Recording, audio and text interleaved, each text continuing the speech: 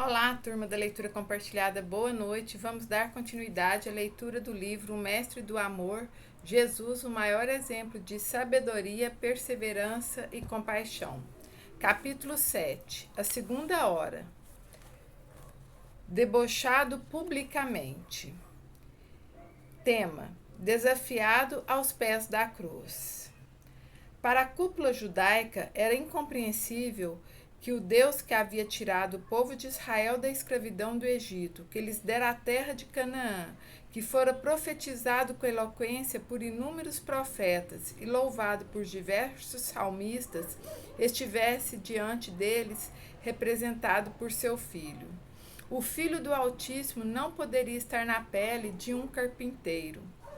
Um galileu nascido em um curral, que crescera em uma cidade desprezível, que não tivera o privilégio de frequentar as escolas dos escribas e fariseus, não poderia jamais ser o Cristo, o Messias esperado havia tantos séculos pelo povo de Israel. A história e os comportamentos de Jesus perturbavam a mente dos líderes judeus. Eles olhavam para sua aparência e para sua origem e imediatamente o rejeitavam. Embora nos anos 780, 680 a.C., cerca de 7 séculos antes da vinda de Jesus, o profeta Isaías tivesse descrito com precisão os detalhes sociais e psicológicos do Cristo. Isaías 53. A cúpula judaica sentiu aversão por seus comportamentos. Se a cúpula judaica aceitasse Jesus como Cristo, teria de se aproximar do povo, despojar-se de sua arrogância e reproduzir os comportamentos do Mestre. Teria de perdoar incondicionalmente, aceitar em suas mesas pessoas consideradas vis, tratar das feridas dos leprosos e ser complacente com os socialmente rejeitados. Essa atitude era inconcebível para os guardiões da moral. Tema: desrespeitado em sua dor. A segunda hora da crucificação foi das 4 às 5 horas do dia para o povo de Israel. Embora Jesus estivesse perecendo, os soldados romanos e os líderes judeus não lhe davam sossego.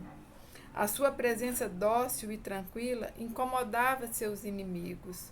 Gritavam como se estivessem desafiando a pessoa mais forte do mundo. Aspas. Salva-te a ti mesmo, se és filho de Deus, e desce dessa cruz. Mateus 27:40.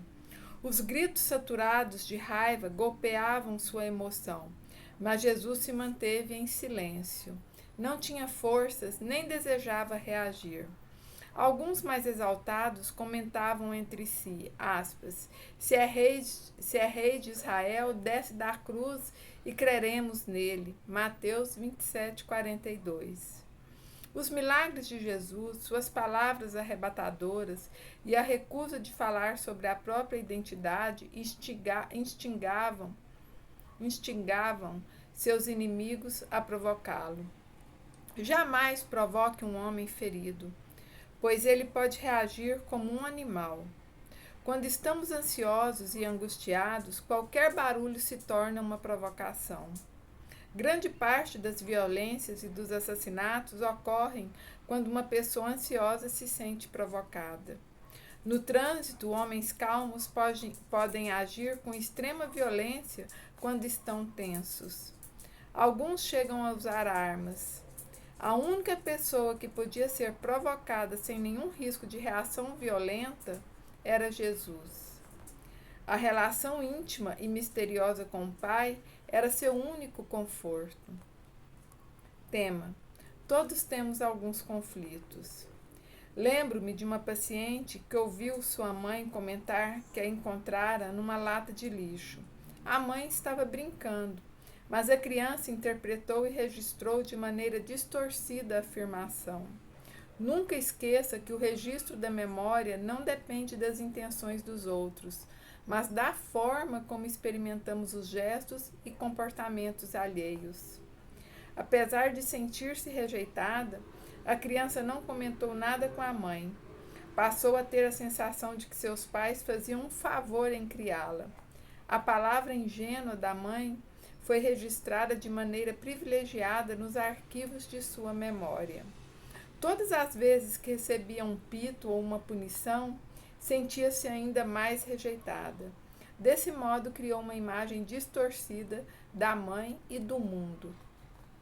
Essa imagem distorcida e dilatada, registrada em nossa memória, fica disponível para ser lida, gerando uma hiperaceleração dos pensamentos, que voltam a ser registrados na memória, expandindo a imagem inconsciente e gerando uma zona de tensão doentia. Através desse mecanismo, uma palavra menos cordial pode virar uma agressão. Um gesto menos cuidadoso, um sinal de desvalorização. Uma ofensa é capaz de produzir um inimigo mortal. Uma rejeição social pode provocar um bloqueio doloroso. Todos somos afetados por esse processo. É provável que cada um de nós tenha alguns transtornos psíquicos gerados por ele, ainda que não percebamos. Cuidado com o que você fala com seus filhos e alunos. Cuidado com as palavras.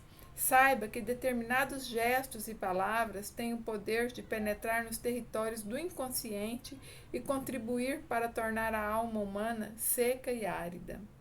Nunca menospreze a capacidade de interpretação de uma criança. Nunca menospreze os sentimentos de uma pessoa. Se você tiver de criticar alguém, comece elogiando. Quando você valoriza uma pessoa, ela abre as janelas da memória e se torna capaz de receber sua ajuda. A crítica deixa de ser ataque para transformar-se em contribuição. Mas se a pessoa é criticada secamente, ela trava a inteligência. Tudo o que você disser, por mais correto e eloquente que seja, será uma intromissão. Apesar de a agressividade e a crítica seca nunca terem contribuído para educar a emoção, insistimos nesse caminho. Jesus sabia abrir as janelas da alma e do espírito das pessoas. Tinha o dom de encarar as multidões. Sua capacidade incondicional de amar e elogiar a vida o transformava em uma pessoa feliz e tranquila. Nele só havia palavras de elogio à vida. Quando protegia ou defendia alguém, amigo ou inimigo, íntimo ou desconhecido, atestava que a vida é bela, mesmo quando não há flores nos jardins. O elogio à vida aquece o mais rigoroso dos invernos. Assim é. Boa noite, boa leitura e boa reflexão. Gratidão.